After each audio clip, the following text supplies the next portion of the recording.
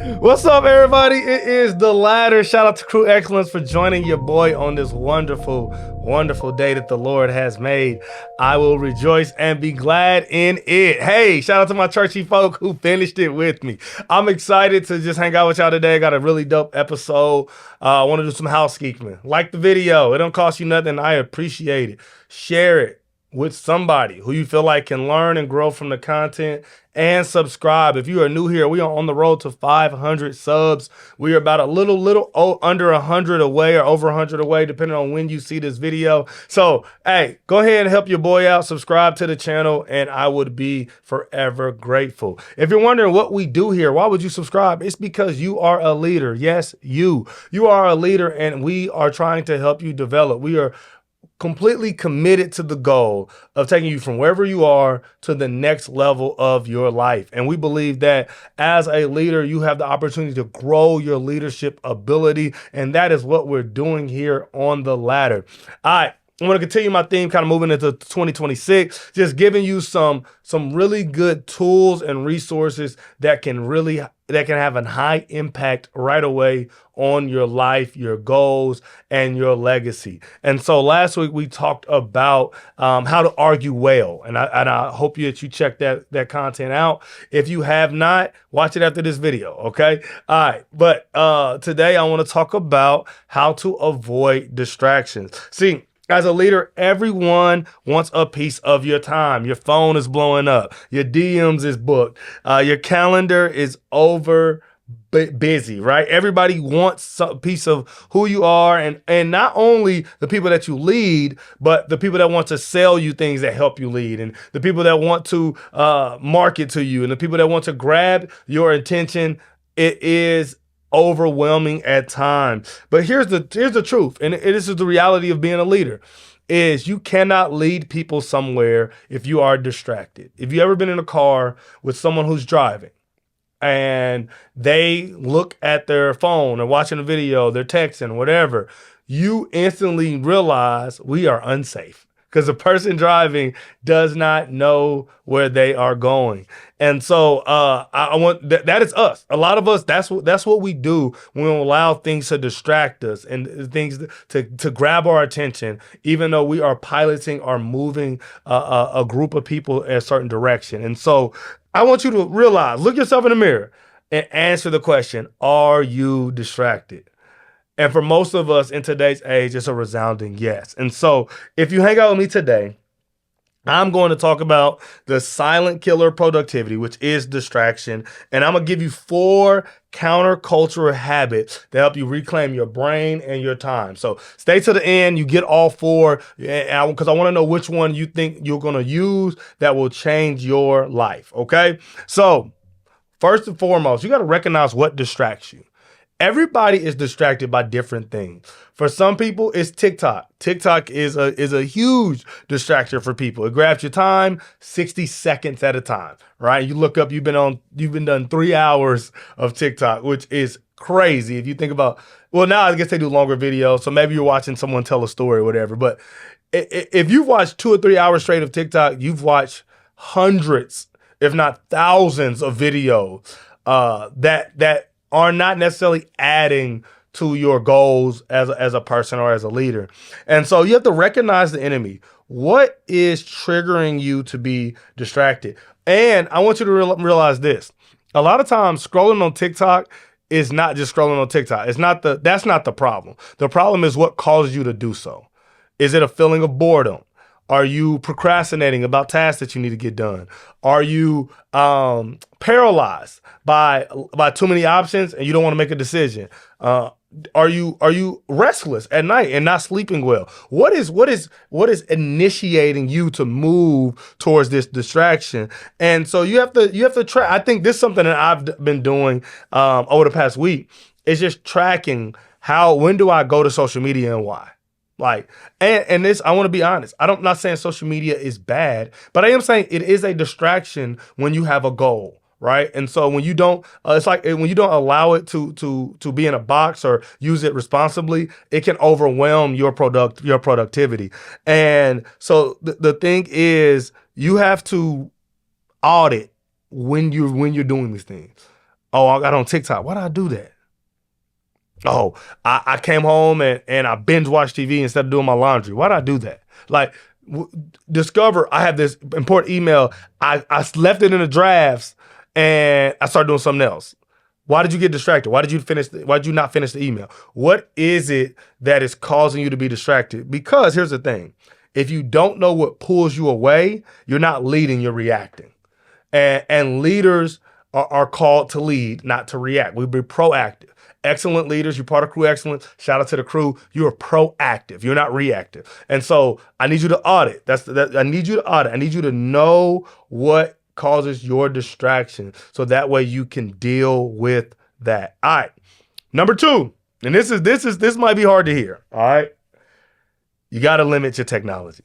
You have to limit your technology. I remember the documentary Social Dilemma came out, and it was like shocking, and it was all of these important people that were shaping the landscape of social media. The CEO of Twitter at the time, the CEO of Instagram, who started Zuckerberg, with people that were like important to Facebook and Meta, and they were all talking. And one thing that stuck with me from the documentary, I don't remember everything, but one thing that stuck with me is almost all of them to a T was like, I don't let my kids get on that. Like, nah, my kids don't have that. And someone was like, my kids don't even got phones. Like, because they realize how how distracting technology could be. And so for you, I want you to think about, what are some things you can do that limit your technology? I'm not saying you can't watch great TV shows or be on apps or whatever, but I'm saying limit it. Like, there are things you can do on your phone, like put 20-minute max on some apps. You can only say, I want to watch one show a day, or what I think is great to do is how you start your day matters. And so what I mean by that is starting your day, first 90 minutes of your day, no phone, no iPad, no TV. And just start your day that way. Allow your brain to naturally wake up. Allow your brain to engage in the day's problems and the things on your calendar and the people that are important to you. Allow your brain to do that without technology every day. And what you'll see is a very quick change in the way that you approach your day. When you allow your brain to wake up instead of checking the email or checking the tweets or checking TikTok first thing, you allow your brain and your body to get ready for the day. And so I think that here's some strategies you can do. 1, move apps off your home screen. So sometimes you open your phone and you just pick what's right there. Take the apps off your home screen and see if that helps. Another thing you can do is take some of these apps off your phone. Like for me, I do social media for my business. This is why you might be watching this or seeing this clip. What I have done, since I want to kind of take a break from from social media, is I'm using a scheduling app on my computer instead of uploading videos on the app on my phone. Because what'll happen is I'll upload the video, and while it's uploading, I'll scroll and make sure whatever. So I instead of doing that, I get on my computer and I schedule out my clips. That it allows me to still engage with the platform without being distracted by some of the videos or content on there. And then, because here's the thing, technology is a fantastic servant, but it's a terrible master. And so some of you have allowed technology to be your master, and it takes up 9, 10, 11, 12 hours of your day you are spending on your phone instead of engaging in the world around you. And so I want to encourage you, just because this is normal and this is what everybody does, doesn't mean you cannot change, and doesn't mean you won't benefit from changing. So that's number 2, is limit your tech. Okay. All right. Number 3, the power of paper. That might sound crazy, but hear me out. In this world of technology where everything is about convenience and about ease of access, sometimes just going back to the basics can help you not be distracted. I know for me, like budgeting, I'd use some technology things to budget, but when I want to focus on my budget, I pull out some paper and some pen.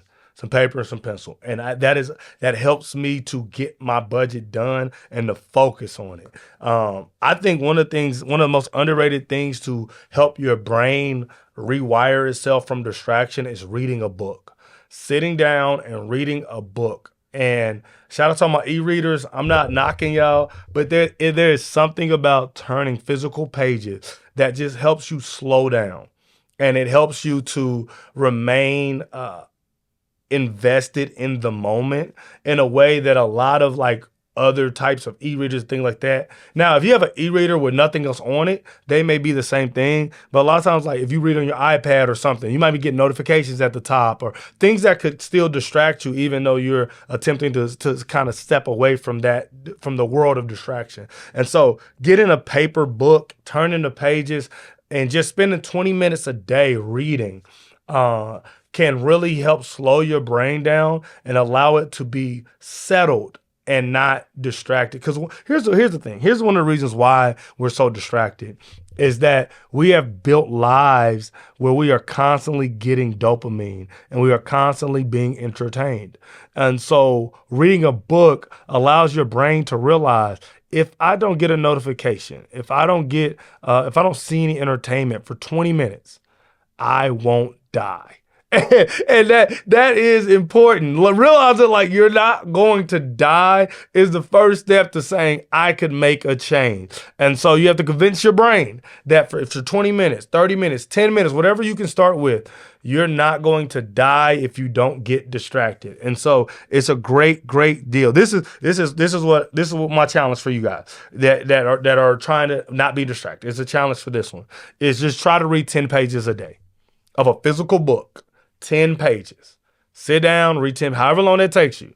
For my slow readers, it might take you an hour. You know what I'm saying? God bless you. All right. But just 10 pages a day. Turn the pages, save them, and just see if that helps you break away from being distracted. And this is a secret tidbit. If you hung out, you get this. Do it before bed. Put your phone down, read your 10 pages, and then go to bed and see how much more restful your sleep is, how quicker you go to sleep, all of those things, because technology keeps you awake. And so putting your phone away, reading 10 pages of a physical book, it could be whatever you want to read, and then go to bed and you'll see an improve of how more rested you feel when you wake up. Okay. You see an improve. That didn't sound right. You will see an increase in how rested you feel when you wake up. That's there. I said it like someone who actually can write and talk. All right. Number 4, the sound of silence. This is a big one. This is a big one for people who are very distracted. This might be the most difficult one to engage with and to actually implement in your life. But this is probably the most beneficial one. Be okay with being bored and doing nothing.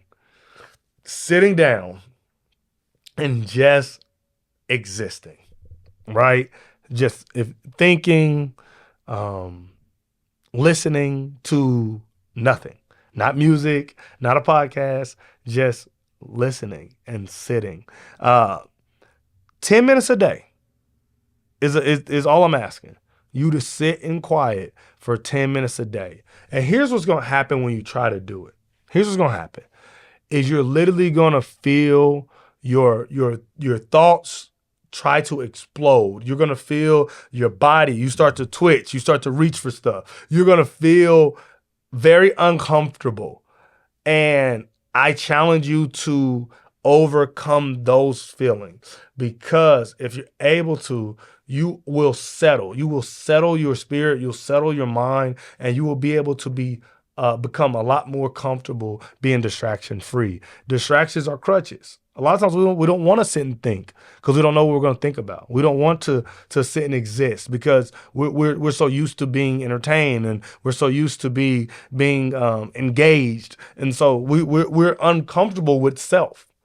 And that, as a leader, that's a bad place for you to be. You should be very comfortable with self, because you have to lead others. And if you don't lead yourself, you cannot lead others. That's an old video that we did maybe 2 years ago now, which is crazy to say. But we talked about the spheres of leadership. And the first one is self. Leading yourself is important. And 10 minutes of quiet time, 10 minutes. That's all I'm asking.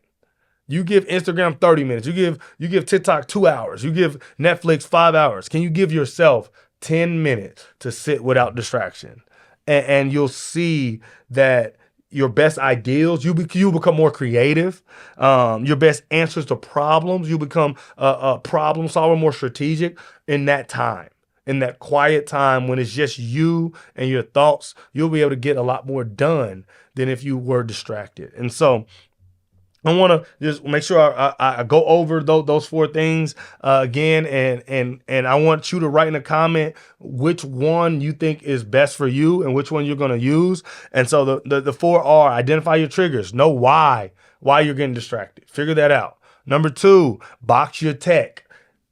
Put some parameters around your use of technology. Number three, read physical books. Spend some time turning paper, the old papyrus, and just settle on a couch and read a good book. And number four, seek silence. Sit in your thoughts. No distractions, no entertainment, and no dopamine. And just figure out who you are, how you think, what you can solve, and do those things. So those are the four things you can do. Which one is your biggest struggle? Which one do you think that you can focus on this week? And I just want to say, thank you for hanging out with me on the ladder today. Like, I really hope that these first few episodes this year have been impactful for you. I've been trying to be intentional and not having guests, and because I want you to start working on yourself. And so this first month of 2026, it's me and you hanging out and me giving you as many tools and resources as I can that are intentionally engaging in your growth as a leader. And so if you got something today, make sure you like, make sure you share, make sure you subscribe. And I just want to say I'm honored and privileged to have hung out with you and taken up some of your time, because you could be anywhere on Beyonce and Solange's internet, but you're hanging out with me. And I just want to say thank you, man. Until next time, it's Justin Strickland, the host of The Ladder, man. I'm out. Peace.